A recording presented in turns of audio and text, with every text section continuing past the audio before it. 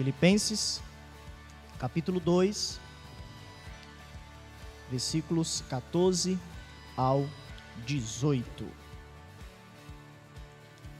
Nos diz assim, a poderosa palavra de Deus: Fazei tudo sem murmurações nem contendas, para que vos torneis irrepreensíveis e sinceros, filhos de Deus inculpáveis no meio de uma geração pervertida e corrupta, na qual resplandeceis como luzeiros no mundo, preservando a palavra da vida, para que no dia de Cristo eu me glorie de que não corri em vão, nem me esforcei inutilmente. Entretanto, mesmo que seja eu oferecido por libação sobre o sacrifício e serviço da vossa fé, alegro-me, e com todos vós me congratulo, assim vós também, pela mesma razão, alegrai-vos e congratulai-vos comigo. Senhor Deus, muito obrigado por esse dia esse que nós olhamos para o poder da ressurreição de Cristo, plano este, soberano, providencial, diante da atuação do Teu amor. E nessa noite nós queremos continuar esse dia relembrando todas as questões no que concerne essa doutrina maravilhosa, uma doutrina central, mas também as implicações éticas no que tange a ressurreição de Cristo em nossa vida. Que o Senhor possa nos abençoar de maneira poderosa diante desse texto, como sempre temos pedido, porque não há outro Deus a não ser o Senhor, Criador dos céus e da terra, que faz tudo conforme a Tua vontade, o Teu beneplácito. Ó Deus soberano, Deus justo, Deus gracioso, mais uma vez vem com a Tua graça soberana em nossos corações, ao ponto de nós sermos iluminados e percebermos a importância do ouvir, do meditar, mas também do praticar. Espírito Santo, somente o Senhor pode fazer isso, iluminar as nossas vidas para sairmos daquilo que não convém e entrarmos na santidade plena, segundo a Tua vontade. Ajuda-nos diante disso. É o que nós pedimos, em nome de Jesus. Amém.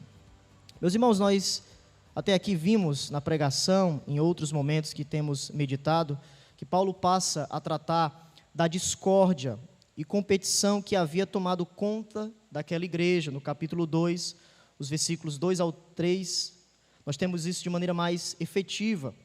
E Paulo, mediante a isso, ele passa a insistir nas aplicações da unidade do Evangelho, seguindo o exemplo de Cristo, que é o paradigma para a nossa vida, tanto no estágio da humilhação, como também no estágio da exaltação. Paulo vai nos mostrar que a obediência cristã, ela deve ser genuína e sincera. Eles precisam desenvolver a vossa salvação, vimos isso na pregação passada no versículo 12, quando ele afirma: amados meus, como sempre obedecestes, não só na minha presença, porém muito mais agora, na minha ausência, desenvolvei a vossa salvação.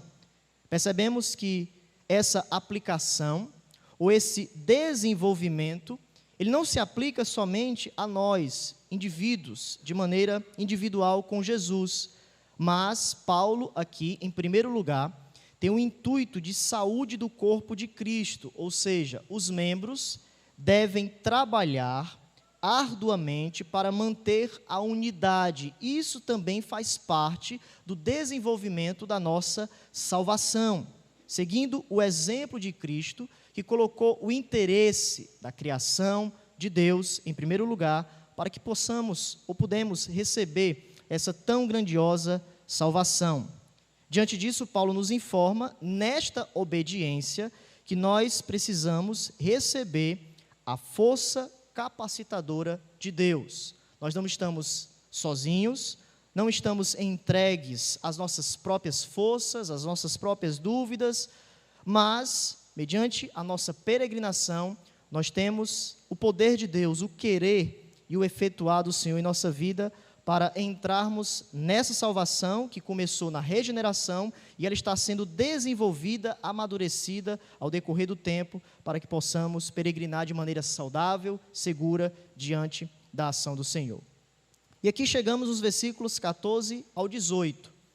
Paulo, ele continua esse tema do desenvolvimento da nossa salvação, mostrando agora que a igreja deve resplandecer em meio a uma geração pervertida e corrupta. Nós estamos diante de pessoas que não amam a Deus, e como nós devemos desenvolver a nossa salvação diante desse contexto? Paulo vai, de maneira bastante nítida, nos mostrar que nós somos luzeiros neste mundo tenebroso. E diante disso, Paulo vai mostrar 3 coisas nesses versículos.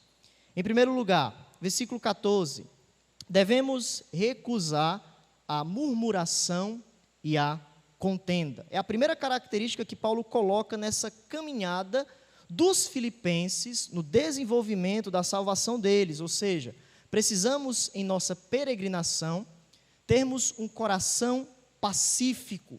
E Paulo inicia, diante disso, com a expressão, veja, olhe para as Escrituras, fazei tudo. Essa expressão, essa frase, incorpora todas as áreas da vida. Fazei tudo, ou seja, o pensamento de Cristo, o desejo de Cristo, a palavra de Deus em nosso coração, inclui tanto a vontade, como a operação do versículo 13. Então, Paulo relaciona esse fazei tudo, que abarca todas as áreas da vida, a 2 coisas aqui no texto. Sem murmurações, podemos colocar aqui como queixas, resmungos, né? Pessoa que murmura, uma pessoa que sempre está se queixando, e sem contendas, que era o contexto daqueles irmãos, as discussões que estava havendo. Então, é bem claro, logo no início, quando Paulo fala desse desenvolvimento da salvação, que ele faz uma alusão às murmurações dos israelitas no deserto. É bem característico isso, no progresso espiritual daqueles irmãos no Antigo Testamento. Eles foram impedidos, ou eles perderam muitas bênçãos de Deus, por causa das murmurações e das contendas. Quando nós chegamos no livro de Êxodo, entre as vitórias que Deus derramou sobre o povo do Senhor, entre os egípcios e os amalequitas, entre esses processos de bênção de Deus, o povo começou a murmurar contra o Senhor. Nós temos 3 testes no livro de Êxodo, basicamente, onde nos mostra isso. Êxodo capítulo 15, as águas de Mara e Elim. Êxodo capítulo 16, o famoso maná, as cordonizes, né? Onde nós observamos o povo também reclamando da provisão do Senhor. E lemos nessa noite, eu acredito a mais famosa, da insatisfação de Israel diante da provisão do Senhor, a água jorra da rocha.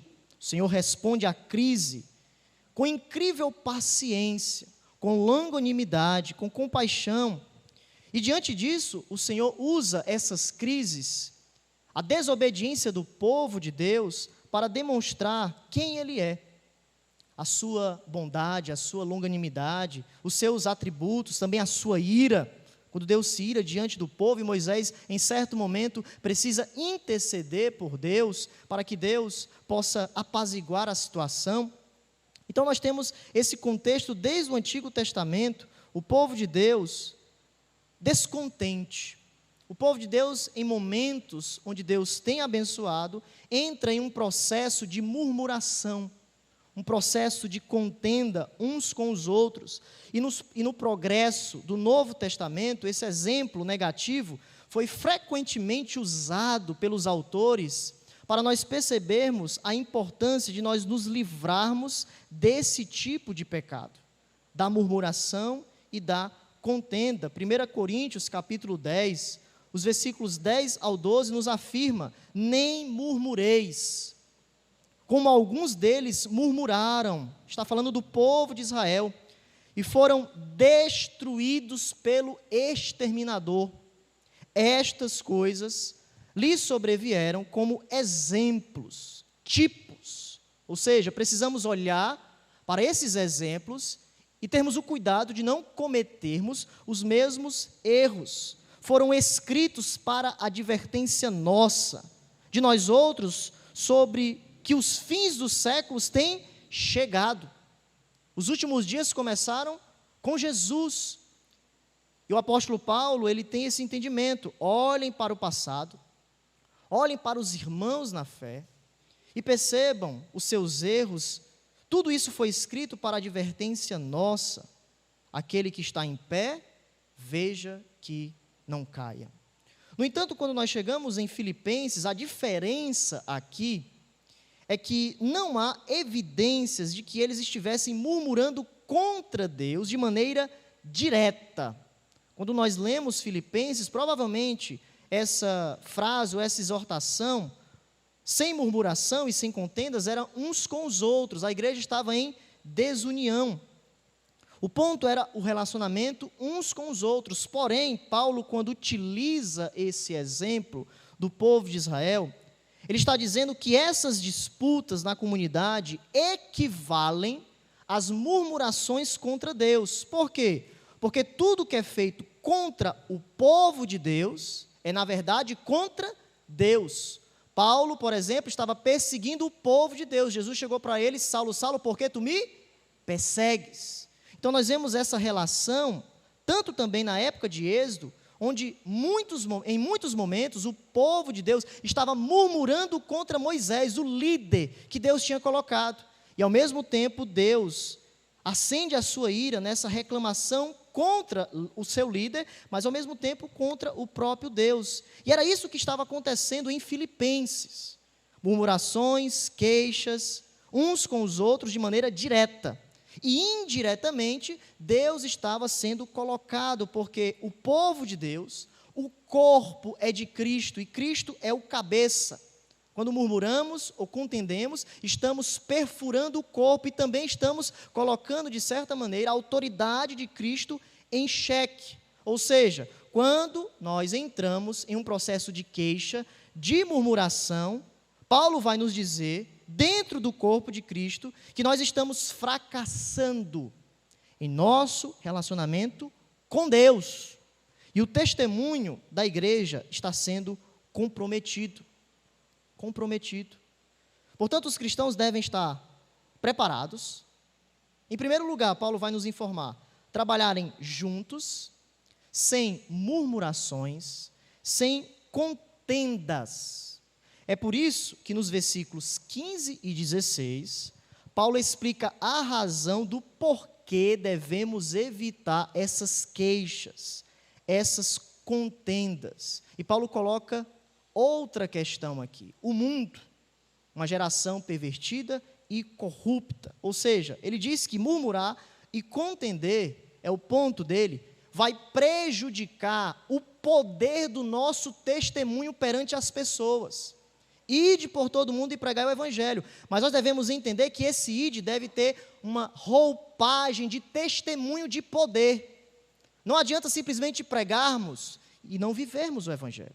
Não teremos poder em nossas ações, e é isso que Paulo tem em mente quando ele vai colocar agora, nos versículos 15 e 16, que nós devemos brilhar. Brilhar como luzeiros em um mundo tenebroso. E a primeira coisa que ele afirma no versículo 15 é justamente isso: sermos puros diante de um mundo tortuoso. Sermos puros diante de um mundo tortuoso. Veja, Paulo afirma no versículo 15: para que vos torneis irrepreensíveis e sinceros, filhos de Deus inculpáveis no meio de uma geração pervertida e corrupta, na qual resplandeceis como luzeiros no mundo. Então, os crentes, Paulo vai afirmar, não devem permitir que a divisão apareça. Por quê? Porque a primeira coisa que vai ser comprometida é a nossa pureza. Não é à toa que Paulo vai colocar diante dessa pureza e harmonia as qualidades que nós temos, que nós devemos viver. As qualidades são 3 que ele coloca aqui. Como filhos de Deus, nós que entramos nessa nova aliança, estamos com Cristo. Veja, a primeira, irrepreensíveis, é uma vida que não pode ser criticada por causa do pecado. Não significa perfeição, mas vidas arrependidas que sempre buscam aquilo que é correto. Uma pessoa irrepreensível. Segunda qualidade, sincero, pureza. Então veja que esse imperativo de Paulo é que eles se livrassem de todas essas queixas, todas essas divisões, porque Deus colocou o seu povo neste mundo pecaminoso, Deus nos regenerou, Deus nos salvou, para que o mundo, possa olhar para nós e vermos que somos diferentes. Há, de fato, um povo diferente nessa terra, que é irrepreensível, que é sincero, que vive o Evangelho, ou seja, o nosso testemunho está em jogo. Se tivermos intrigas e o mundo perceber essas coisas, infelizmente, em muitos contextos, muitas pessoas, ao invés de se aproximar, vão se distanciar. Não vão querer se filiar a uma igreja, a igreja de Cristo. Assim sendo, Deus quer que os seus seguidores seja um farol de esperança, um farol de harmonia, um farol de unidade. É luz no mundo escuro e sem esperança. Se existe um único local no mundo onde existe luz, é na igreja de Cristo. Onde Cristo está perante nós, onde Ele é o cabeça, onde Ele ressuscitou, está à direita de Deus e afirmou: ide por todo mundo e pregai o Evangelho. Toda a autoridade me foi dada nos céus e na terra. Vocês agora são meus filhos. Vocês foram perdoados. E agora vocês precisam pregar este santo Evangelho, tanto na vida como proclamando. E Paulo continua e afirma, veja, a terceira qualidade.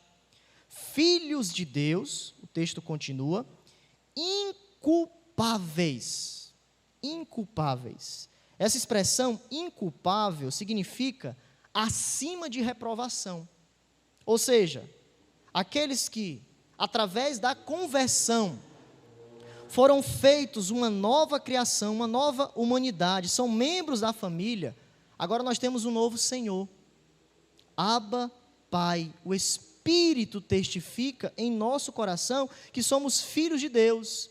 E nós que somos filhos de Deus, agora temos uma nova realidade, uma nova cosmovisão, uma nova conduta, um novo viver, um novo Senhor, um novo coração, uma nova obediência, tudo é novo. E tudo passa a ser maravilhoso diante dessa bênção de sermos filhos de Deus. Quando somos filhos, nós temos qualidades. Quando éramos descrentes, nós tínhamos também qualidades. Filhos da desobediência, filhos de Satanás. O pai de vocês é o maligno, mas Deus nos tirou do império das trevas e nos colocou no império do Filho do seu amor. Agora somos filhos de Deus. Amamos a Jesus. Temos uma nova vida, uma nova história, novos relacionamentos. Algo novo aconteceu. Nós somos representantes de Deus. Paulo vai dizer, somos embaixadores. Embaixadores de Cristo. Pregamos, representamos, vivemos, ou seja, devemos oferecer esperança a esta geração perversa, é o ponto de Paulo. Certa feita, quando Jesus estava no Sermão do Monte, ele pregou a famosa metáfora que todos nós conhecemos: vós sois a luz do mundo. Não se pode esconder a cidade edificada sobre um monte, nem se acende uma candeia para colocá-la debaixo do aqueire, mas um velador, e alumia a todos os que se encontram na casa. Assim brilhe a vossa luz diante de todos os homens. Nós somos luzeiros porque estamos unidos a Cristo, fomos regenerados e temos uma nova vida. Agora Cristo é o nosso viver, Cristo é a nossa direção, e através disso as pessoas irão olhar para as nossas boas obras que resultam da fé salvadora para glorificarem ao Pai que está nos céus. Deus está nos céus. E Deus, quando olha para a terra, Ele olha para os seus representantes, as criaturas regeneradas por Ele, as criaturas que proclamam o nome de Deus diante de uma geração pervertida e corrupta. Paulo vai continuar e afirmar isso. Estamos no meio de uma geração pervertida e corrupta. Aqui significa essa expressão algo desviado do padrão. O mundo não está no padrão de Deus, porque o pecado contaminou toda a raça humana. Só através da regeneração, ou em Cristo, nós podemos reverter esse desvio, essa falta de padrão que os descrentes possuem. E o interessante é que quando nós temos essa expressão, preste atenção, no meio de uma geração pervertida e corrupta, Paulo está citando Deuteronômio capítulo 32, isso é interessante. Veja o capítulo 32, e já segura aí em Filipenses quando nós voltarmos, porque a gente precisa entender o que Paulo está querendo estabelecer aqui, quando ele está citando essa expressão, ele está ecoando Deuteronômio capítulo 32, versículo 5. Veja só.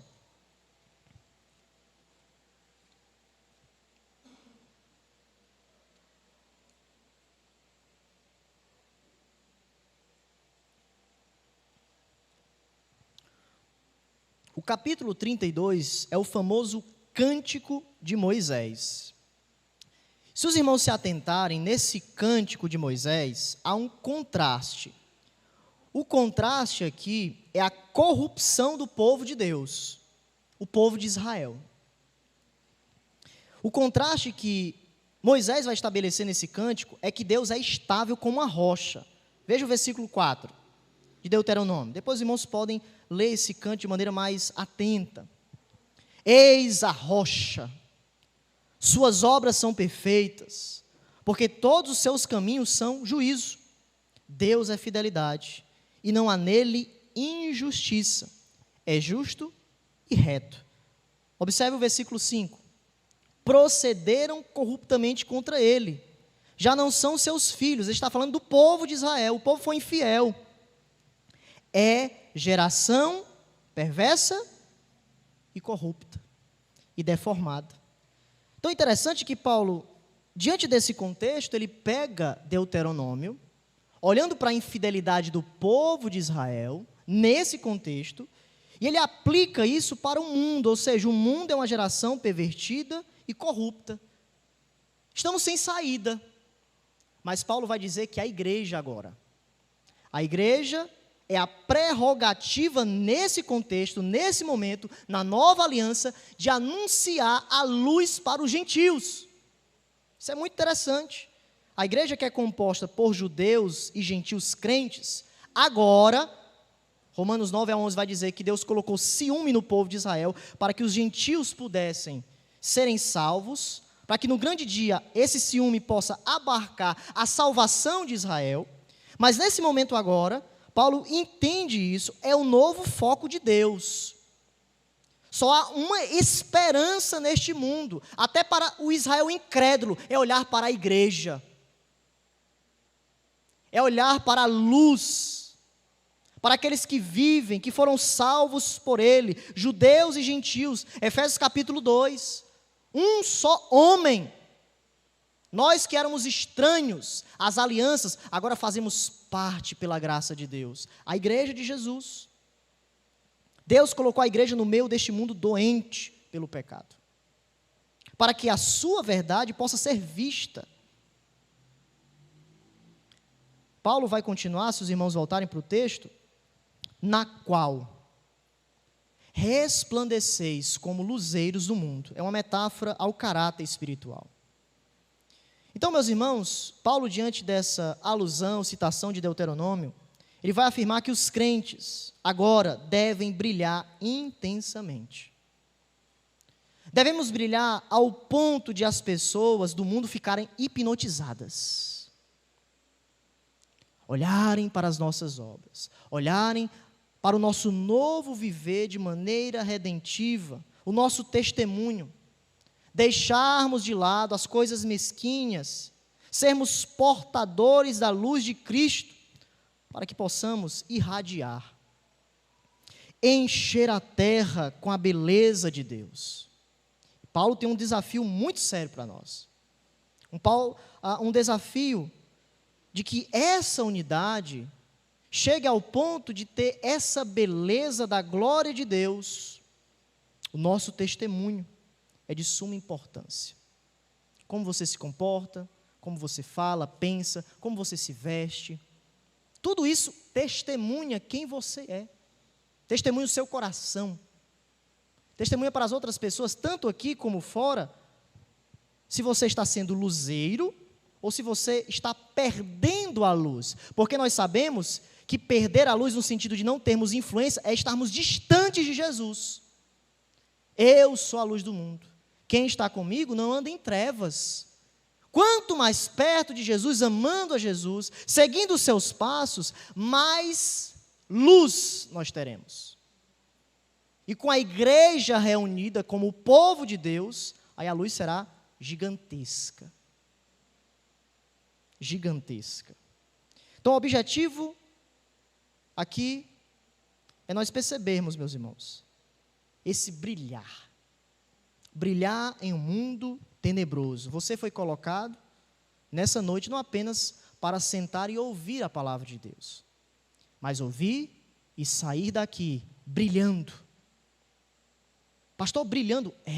Em suas obras, em sua língua, em seu modo de se comportar. Luzeiros, luzeiros no que tange a Cristo Jesus.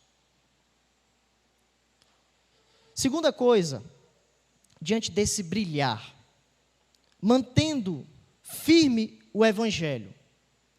Paulo declara no versículo 16, perceba, preservando a palavra da vida. Interessante, há duas características interdependentes. O versículo 5 é um testemunho brilhante. Nós devemos brilhar, mas, ao mesmo tempo que brilhamos, devemos ter uma postura firme, centrada na palavra de Deus. A primeira, no versículo 15, foca a proclamação em nosso testemunho, em nossa fala, a um mundo moribundo, um mundo que está morto. Mas a segunda, no versículo 16, é essa firmeza. Porque em muitos momentos a nossa luz vai perturbar os corações. Jesus vai dizer que vocês que me amam serão perseguidos. Nem sempre a luz vai ser uma direção no que tange a uma bênção de a pessoa se converter, ou de uma luz no sentido de a pessoa sair da perdição. Muitas vezes a luz vai confrontar de tal forma que ela não vai querer a luz. Porque a luz de Cristo é tão forte que duas coisas irá acontecer: aceitação e rejeição.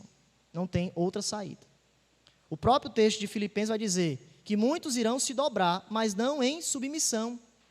Irão se submeter em julgamento, porque todo joelho se dobrará.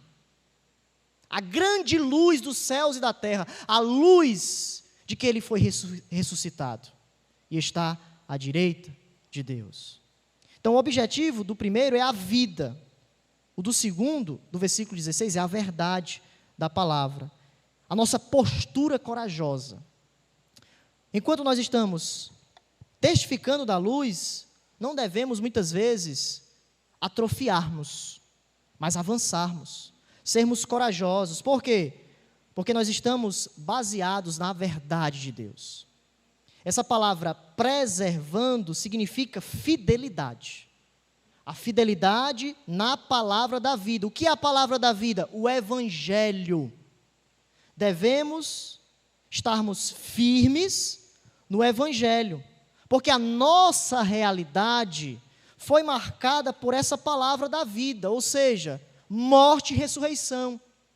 O Evangelho se resume a isso. Cristo morreu, ressuscitou e nós estamos com Ele para sempre. E essas implicações da morte de Cristo, Romanos capítulo 6 vai nos informar isso, deve ser preservado em nossos corações, uns com os outros, vivendo em harmonia, perdoando uns aos outros. É isso que o Evangelho nos traz. Devemos preservar nisso, nessa fidelidade, no Evangelho de Cristo. Somente ela pode trazer a vida a um mundo tenebroso, a um mundo moribundo. É aqui onde está a nossa preservação. Nós temos muitas preservações boas. A nossa vida financeira, nossa família. Temos muitas coisas que a gente tem como algo de Deus preservarmos. Mas se existe algo de suma importância que abarca todas as coisas, é o Evangelho. Se nós não entendermos as implicações do Evangelho, a gente vai andar de maneira fora do padrão. Então, a preservação do Evangelho é de suma importância. E, mediante a isso, Paulo ele vai finalizar com o grande fundamento do porquê devemos brilhar. Veja, é pensarmos na volta de Jesus. para que, no dia de Cristo, eu me glorie. Interessante isso. Paulo preso e lembrando do momento em que ele ia se encontrar com Jesus, e ele exortando a igreja, e esse gloriar de Paulo é o crescimento dos filipenses. Ele está dizendo o seguinte: eu quero chegar no dia de Cristo e saber de que eu não corri em vão, que o meu ministério foi pautado na palavra de Deus, que eu exerci de maneira fiel, e quando eu chegar lá, eu quero ver vocês correndo junto comigo. A minha glória é que vocês cresçam espiritualmente. Aqui está a glória de Paulo, uma corrida, onde ele coloca a sua vida junto com os irmãos. E vimos isso na pregação passada, sobre ferro, né, aqueles alicerces do templo, ouro, ministério superior, ministério inferior, as motivações do coração. Paulo está continuando essa percepção. Nós iremos enfrentar em nossa vida obstáculos, como igreja de Jesus, mas nós devemos suportar. Por que nós devemos suportar? Por causa do dia de Cristo. Cristo retornará, não para me buscar somente, mas para buscar a sua igreja, lavada e remida pelo sangue de Jesus, como cordeiro sem mácula. Nós precisamos, meus irmãos, olhar para essa expressão, principalmente no dia de Cristo, e estarmos cientes das nossas responsabilidades cristãs. E, infelizmente, nós temos, ao olhar para as nossas responsabilidades cristãs, objetivos muito míopes. Mas Paulo tem uma visão de longo prazo. Ele está nessa terra, mas ao mesmo tempo ele lembra do futuro. Ele lembra de uma glorificação. Ele lembra da importância de que Cristo vai avaliar cada coração. Tudo o que nós estamos fazendo nessa corrida, eu quero chegar lá, diante de Jesus, e olhar para a minha corrida, olhar para trás e saber que eu não corri em vão. Que eu trabalhei duro, que eu trabalhei de maneira correta, que as minhas motivações estavam pautadas em Cristo. É por isso que no fim da sua vida, ele falando para Timóteo, ele diz: combati o bom combate, completei a carreira, guardei a fé. Já pensou? Você chegar no fim da sua vida com a mesma doutrina, com a mesma percepção de Cristo, com o mesmo entendimento de Deus, com o mesmo entendimento da igreja de Jesus. Não importa. Paulo estava lá, preso, ia ser decapitado, segundo a história da igreja afirma, a tradição, mas ele estava lá, alegre e feliz em Cristo. Combati o bom combate. É uma luta, é uma guerra, mas eu completei a minha carreira. No fim, ele terminou bem. Ele terminou de maneira correta. Agora a coroa da justiça que me está guardada, a qual o Senhor, reto juiz, me dará naquele dia, ou seja, naquele dia, na prestação de contas, no tribunal de Cristo, na vinda de Jesus. Paulo tem isso em mente.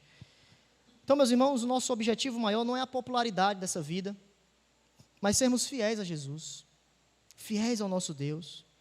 É nisso onde deve estar a nossa glória, corrermos bem.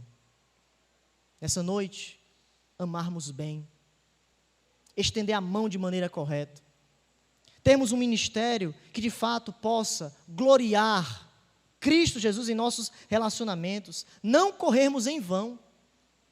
Olhe nessa noite para você e perceba que você precisa correr de maneira correta. Não corra em vão. A vida espiritual é um progresso, é uma corrida lenta, vagarosa. Vai ter muita dor. Mas nós devemos procurar apresentar a Deus aprovado. Como obreiro que não tem de que se envergonhar, que maneja bem a palavra da verdade, quando Paulo vai falar para Timóteo, que interpreta bem a palavra, que vive de acordo com ela, que se esforça para viver verdadeiramente esse santo evangelho. Então, neste mundo tenebroso, nós temos essas duas realidades, que os irmãos não podem esquecer: sermos puros, sermos luzeiros, influenciarmos e mantermos firme o Evangelho, termos uma postura corajosa, preservando o Evangelho em nossas vidas. E por fim, devemos entender que a nossa vida é uma oferta. Versículos 17 e 18. Nesses versículos, Paulo vai mudar a imagem de um corredor. Se os irmãos olharem para o texto, ele está falando: eu não quero correr em vão, uma corrida. Mas agora nos versículos 17 e 18, ele muda nessa corrida para uma oferta de sacrifício. A sua vida, ele vai afirmar, é uma doação para Deus. Veja que Paulo declara: entretanto, mesmo que seja eu oferecido por libação, aqui a gente pode traduzir derramado como oferta de bebida. Paulo estava se derramando em seu ministério perante ao Senhor e perante a igreja. Ele utiliza sobre o sacrifício e serviço da vossa fé. Alegro-me e com todos vós me congratulo. Assim vós também, pela mesma razão, alegrai-vos e congratulai-vos comigo. Então veja que Paulo, ele tem essa comparação a um sacrifício, a uma libação. A libação era um tipo de oferta familiar, tanto no Antigo Testamento como naquele contexto greco-romano, onde os gregos ofereciam vinho, eles derramavam vinho sobre as ofertas, uma forma de derramar um sacrifício. E também no Antigo Testamento nós temos algumas ofertas que o vinho, vamos dizer assim, era derramado sobre o animal e era queimado. Era uma libação. E Paulo pega esse conceito para ilustrar a sua vida, informando-nos que a nossa vida é um sacrifício a Deus. Nós estamos, a cada dia que passa, se sacrificando a Jesus, estamos derramando a nossa vida perante Ele, perante os nossos relacionamentos. Então, Paulo vai nos afirmar que a vida dele era uma doação, um sacrifício a Deus em todas as circunstâncias. Porque muitas vezes se sacrificar a Jesus na bênção, é bênção, né? Mas quando estamos na prisão, como Paulo, onde ele entende que está se derramando perante o Senhor, sofrendo em prol do Evangelho pela igreja, ele também entende que é um sacrifício. Na prisão, no martírio, na vida com a igreja, todas essas circunstâncias devemos ter um sacrifício correto, uma oferta derramada perante o Senhor. Mesmo que sua vida de serviço sacrificial, Paulo tem isso bem em mente aqui, terminasse num futuro próximo, com a morte, ele se regozijaria no privilégio de servir a igreja de Filipos. Que linda mensagem, meus irmãos, Paulo tem para nós, um desafio que somente nós, cheios do Espírito Santo, podemos viver. Se fosse pedido a Paulo que derramasse o sangue da sua vida por causa de Cristo, ele alegremente consideraria isso. E foi isso que ele fez mais à frente. Combati o bom combate. Tenho certeza que a minha coroa está guardada. Quando Jesus retornar, estarei perante Ele e receberei todas as bênçãos do meu sacrifício, da minha doação. O ponto de importância aqui é que Paulo estava dedicado a viver em prol da igreja. Toda a sua vida em prol da igreja de Cristo. Porque Cristo ama a igreja. E já que Cristo ama a igreja, os seus filhos também devem amá-la. Devem, a cada dia, sofrer, orar, amar e tantas outras coisas que temos no Evangelho em prol da igreja de Jesus. Para finalizar, meus irmãos, hoje teremos só duas aplicações.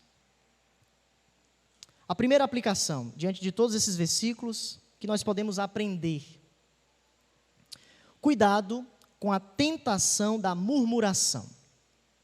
É a primeira aplicação. Cuidado com a tentação da murmuração.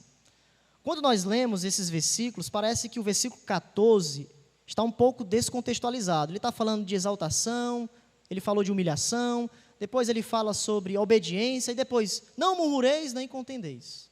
Aí a gente lê, e, rapaz, como é que isso entra no contexto, né? Mas é uma razão muito óbvia. O discipulado não é um caminho fácil. Requer muita perseverança. E aqui o contexto é um discipulado coletivo. Ou seja, buscar a santidade individual é uma coisa. Nós estarmos em nosso quarto, orando, buscando a Jesus, lendo a palavra, é uma coisa. Agora, colocar o interesse dos outros em primeiro lugar para Jesus ser enaltecido é outra história. Praticar a hospitalidade, amar adequadamente, vai requerer muito de nós. E Paulo nos ensina que no compartilhamento do Evangelho, não esqueça isso, há o perigo, da mesma forma de Israel, quando eles estavam andando com Jesus, Deus abriu o mar, depois de algum minuto, ou dias, meses, eles já estavam murmurando contra Jesus, contra Deus. Eles viram a ação soberana de Deus. Deus abriu o mar, está lá contra Moisés. É aqui mesmo que o Senhor vai nos colocar. Há o perigo sempre da murmuração. Não é algo apenas pessoal, é corporativo. Murmurar é uma tentação para qualquer pessoa numa igreja local. Porque muitas vezes as pessoas não conseguem corresponder às expectativas dos outros, e aqui há um problema gigantesco. A gente muitas vezes querer que as pessoas entrem na minha expectativa, a expectativa é de Cristo, meu irmão e minha irmã. Em algum momento, eu, pastor Adler, vou falhar. Eu já falhei, com certeza, sou pecador. Líderes, cantores, recepcionistas, os líderes do departamento vão nos decepcionar em algum momento, porque somos pecadores. E aqui é a primeira coisa que vem quando há uma decepção. Qual é a primeira coisa? Murmurar. Ah, por que foi assim? Ah, faz tanto tempo. Ah, e começa os resmungos, né? Começa as queixas. E aqui é o alerta de Paulo, no contexto da igreja, nessas contendas que estava havendo. Às vezes, a gente começa bem, com entusiasmo, a gente está, né, naquela empolgação, como o pessoal diz, no fogo, né? Porém, quando vem o primeiro problema, a lua de mel termina. As estações mudam, a decepção, o descontentamento se instala no coração. A murmuração está diante de nós. Portanto, tenha cuidado com as reclamações do coração. Ela sempre irá querer aparecer. É uma tentação constante.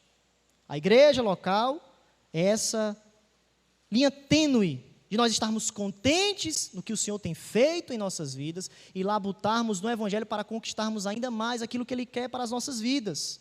Então, qual é a saída? Qual é a nossa atitude? É olharmos para o Evangelho. Simples assim. Porque o Evangelho nos diz que estamos em uma situação muito melhor do que merecemos. Considerar o que Deus já fez em nosso meio irá impedir a murmuração e a ingratidão do nosso coração. Quando perdermos de vista o Evangelho, nós cairemos em um buraco escuro da murmuração, das queixas. Crente resmungão, né? Triste. Mas devemos manter o foco em Filipenses capítulo 2, versículo 6 ao 11. Cristo está diante de nós, perante todos. Os israelitas, meus irmãos, se queixaram quando perderam de vista a redenção de Deus. Em que sentido? Eles pararam de olhar para as provisões de Deus. Eles se esqueceram que logo atrás, vamos colocar dias ou meses, Deus abriu o mar. Redenção, Deus tirou do Egito. Eles estão lá no pecado, desobedecendo, murmurando. Eles se esqueceram das ações de Deus. E é aqui, meus irmãos, nós que estamos em Cristo, nós temos um êxodo maior, uma nova saída, que é a redenção em Cristo.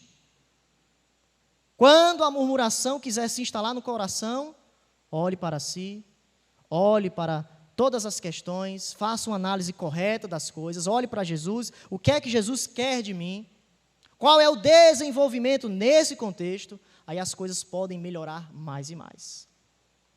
Então nós devemos ter muito cuidado com a murmuração.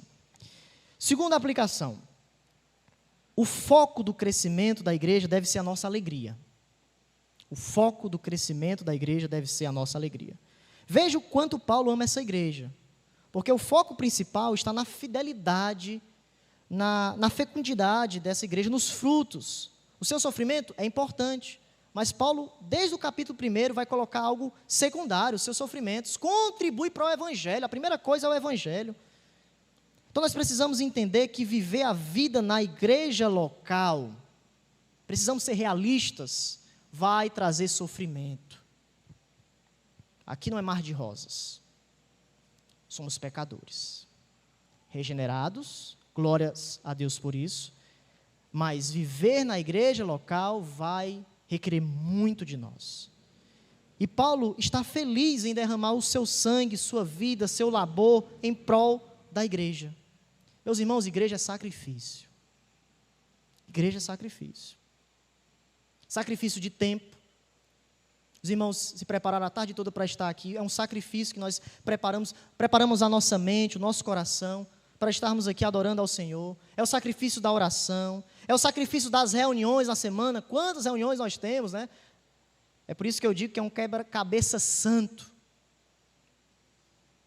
É um quebra-cabeça. Para que sempre possamos ajustar aquilo que concerne o reino de Deus em prol da igreja. Amarmos a igreja assim como Cristo amou, se esvaziou. E Paulo, ele fica feliz em derramar-se para a glória de Deus. É uma oferta alegre. Além disso, Paulo exorta a igreja a seguir o seu exemplo. Veja, ele olha para o exemplo de Cristo e ele segue o exemplo de Cristo em sua vida, em seu serviço, se regozijando. Ele imita a Jesus.